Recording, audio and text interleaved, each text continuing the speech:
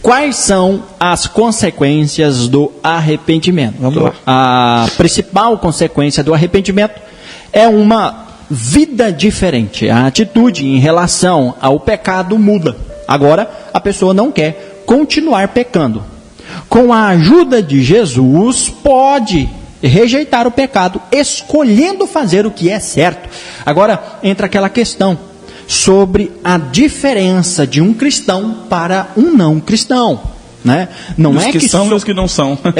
Não é que somos privilegiados, perfeitos? Não é que somos santos, não é que somos mais santos. Aliás, né, a Bíblia fala para nós sermos santos. É verdade. Não é que nós somos mais santos do que outras pessoas, não é que nós somos melhores do que outras pessoas, mas é o que nos diferencia.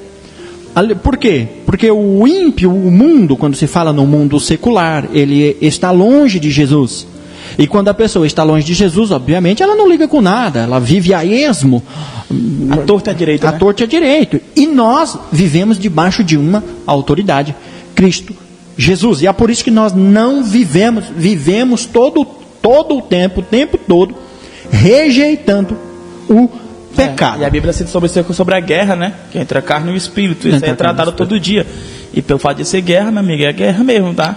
É guerra, né? Deixa eu ver aqui um versículo. Tiago 4, 7 e 8 diz: portanto, submetam-se a Deus, rejeitem o diabo, e ele fugirá de vocês. Aproximem-se de Deus, e ele se aproximará de vocês. Pecadores, limpem as mãos, e vocês, que têm a mente dividida, purifiquem o coração.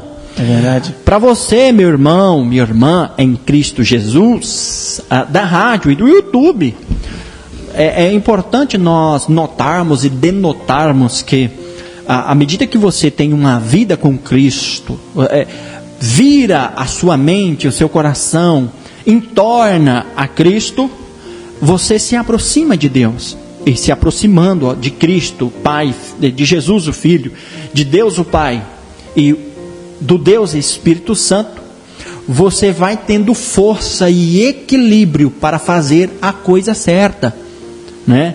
Quando da tentação você foge, do diabo você resiste. E tem muita pessoa que está resistindo na tentação e fugindo do diabo. Exatamente, resistindo à tentação e fugindo do diabo. O diabo corre, irmão. Eu vou te falar, viu? Ou seja, a tentação fuja. Da tentação você foge. Ao diabo. Lembra lá você, de José? Entenda bem. Se você está sendo confrontado pelo diabo, procure se sustentar na verdade, na palavra, porque através dela você resistirá a ele e ainda vencerá pela palavra, como Cristo venceu. Rapaz, tu tá muito filósofo hoje. Minha amiga, aqui Você tá falando já muito bonito. Explica. Oi? aqui é inspiração purinha. Meu Deus, glória a Deus. A pessoa arrependida será... Como é que é? A pessoa arrependida está pronta a aceitar a correção de Deus. Submissão, e né? arrepender como viver ou aprender, né, de viver de maneira certa. Rapaz, a questão de submissão é interessante, né, Wellington? Se submeter a Deus? Submissão. Tiago fala, submetam-se ao Senhor, né? Sujeitai-vos a Deus. Sujeitar a Deus. Se sujeitar a Deus é entender que Deus tem uma autoridade soberana. Isso. Gente, e quando o Tiago afirma isso, se ele cita se sujeitem a Deus, é porque no cenário atual não estava tendo sujeição. Não estava tendo submissão. O povo não estava mais se sujeitando a Deus, ou seja, estavam vivendo segundo as suas próprias ideologias, estavam segundo as suas próprias concupiscências. A Bíblia fala que no mundo só tem concupiscência da carne, e o que inclina para a carne, inclina-se também para a condenação. Então, é que o mundo, com as suas concupiscências, não controle a tua mente. Porque se o mundo controla a tua mente, logo as tuas ações, os teus instintos, as tuas reações serão todas em relação ao mundo, né? Ou seja, em relação ao pecado. Então, sujeitai-vos a Deus, para que de Deus, como foi citado no começo, para que de Deus aconteça o arrependimento, para que Deus consiga trazer o arrependimento a vocês, para que vocês conheçam a verdade e que a verdade os conheça, né? Com certeza, porque a verdade precisa, né? Não é somente eu, você, que está me ouvindo, conhecer a verdade, mas a verdade também nos conhecer. Para que eu até acho válido, irmão, de verdade, do meu coração, eu acho válido e piedoso a pessoa, né, citar versículos bíblicos e tentar forçar a Bíblia a dizer o que não diz, como por exemplo, tem de bom ânimo, né? No mundo tereis aflições, tem de bom ânimo. Contudo, Cristo venceu, você também vai vencer. E vós vencereis. Vós vencereis também. Não tem nenhum cabimento. O sentido do versículo até poderia pender a isso. Só que, à medida que eu afirmo esse versículo, dando a entender que se você tiver bom ânimo, você vai vencer, eu estou mentindo. O que acontece com essa citação? Que eu quero encaixar ela e tentar transmitir a mensagem aqui para vocês é o seguinte: é que lembra quando a pessoa tem a mente de Cristo, Cristo está nela e ela está em Cristo. Isso. Quando eu estou em Cristo e Cristo está em mim, eu ando com Cristo. Não é Cristo que anda comigo. Porque tem uma grande diferença, eu já expliquei diversas vezes, tem mensagens minhas no YouTube, tem uma grande diferença. Eu ando com o irmão Mateus, é o irmão Mateus que decide o caminho a quem nós vamos percorrer, aonde que nós vamos. Agora, quando o irmão Mateus anda comigo, aí ele está no controle. É eu que estou no controle. Então é nós que devemos andar com Cristo. Por isso que o versículo acaba no ponto.